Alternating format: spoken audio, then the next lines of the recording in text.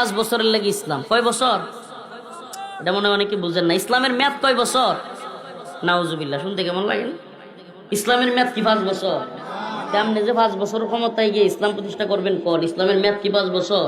আর ইসলাম কি সংসদে গিয়ে এটা কোন লাগবো যে আল্লাহ পাক মদের বিধান হারাম করেছেন? এই সংসদে যারা আছেন, কারা কারা মদের আইনের বিরুদ্ধে আছেন তারা হাত তুলুন, হা বলুন। আল্লাহর আইন কি নতুন করে এই সংসদ শয়তানি নাকি দরকার আছে কোনো? আল্লাহ কইছে হারাম, বাস হারাম। এই সংসদের কোন প্রধানমন্ত্রী, কোন এমপি, কোন মন্ত্রী কোন বলার দরকার নাই আল্লাহর বিধান হারাম নাকি হালাল। আল্লাহ বলছেন হারাম, বাস হারাম। আমাদের দেশে তথাকথিত ইসলামিক দল, আমি এটি তথাকথিত কই, এটি আসলে ইসলামিক দলই না। কি লেগে জানেন? কারণ যারা ইসলামী শরিয়া প্রতিষ্ঠা করতে চায় না, এরা আবার কোন মুখে ইসলামের নাম নেয়? আরে ইসলামিক দল হইলে তো ইসলামী শরিয়া বুক ফুলায় বলতে হবে যে আমি যদি ইসলামী খেলাফা প্রতিষ্ঠা করতে পারি চোরের শাস্তির বিধান প্রয়োগ করব। অবশ্যই আমি যদি ইসলামী খেলাফা বাস্তবায়ন করতে পারি পূর্ণাঙ্গ কোরআনী আইন প্রতিষ্ঠা করব। বেটেনের লগে হাসি আর কুলাকুলি করে টকসুদ গিয়া এটা ইসলাম। আরে বাপরে, এত সেলসেলায় জান্নাত না। এই ইসলাম দিয়া এত সহজ না। ইসলামকে হাসির পাত্র বানাচ্ছে এরা। এই গণতন্ত্রপন্থী এই গণতন্ত্রপন্থী ইসলামপন্থীরা ইসলামকে হাসির পাত্র বানাচ্ছে। কয় কি ইসলাম এক বাক্স, এই সেই অনেকদিন এগুলো বলে বলে ইসলামের নীতির কথা বলে বলে শোনায় শোনায়। আসসালামু আলাইকুম রহমতুল্লাহ। ওনার বক্তব্যটা সবাই শুনলেন, আমিও শুনলাম। আমি ওনাকে অনেক পছন্দ করি, ওনাকে অনেক শ্রদ্ধা করি, উনি অনেক বড় একজন আলেম। কিন্তু এখন যে কথাগুলো বলছে মানে আমি মানতে পারলাম না। আপনাদের কাছে কেমন লাগলো কথাগুলো সবাই কমেন্ট করবেন।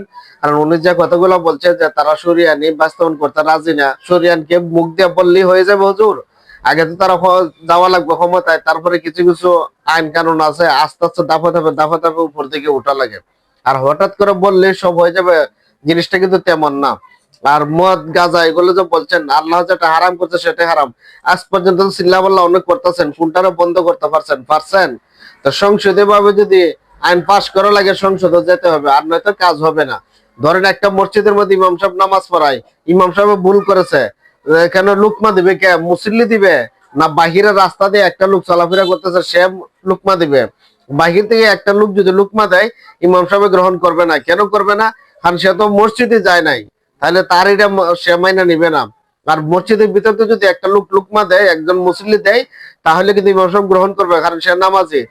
যদি তারা যদি ক্ষমতা না যায়, তার যদি সংসদে গিয়ে কথা না বলতে পারে, তাহলে সেটা তো মানছে না। আজ পর্যন্ত আপনারা মানাতে পারছেন, কত আন্দোলন কত কিছু করছেন, কোন আইনটা পাশ করাতে পারছেন? অবশ্যই আপনার কাছে প্রশ্ন রেখে গেলাম। যদি ভিডিওটা সামনে পরে কমেন্ট করবেন যে এই আইনটা পাশ করাতে পারছি আমরা। শুধু রক্তই দিচ্ছেন, জীবনও দিচ্ছেন, আর তো কিছু করতে পারেন নাই। তাই বলবো অযথা বিভ্রান্ত ছড়াবেন না। ওয়াজের মাহফিল আছেন, ওয়াজ করেন, মানুষকে হেদায়েতের বাণী শুনান, কোরআনের কথা বলেন। আর বিভ্রান্ত ছড়াইয়া মানুষকে অযথা দ্বিমুখী বানাবেন না। আল্লাহ তাআলা আমাদের সবাইকে সঠিক বুঝ দান করেন। ভিডিওটি কেমন লাগছে সবাই কমেন্ট করবেন, ভালো লাগলে শেয়ার দিয়েন।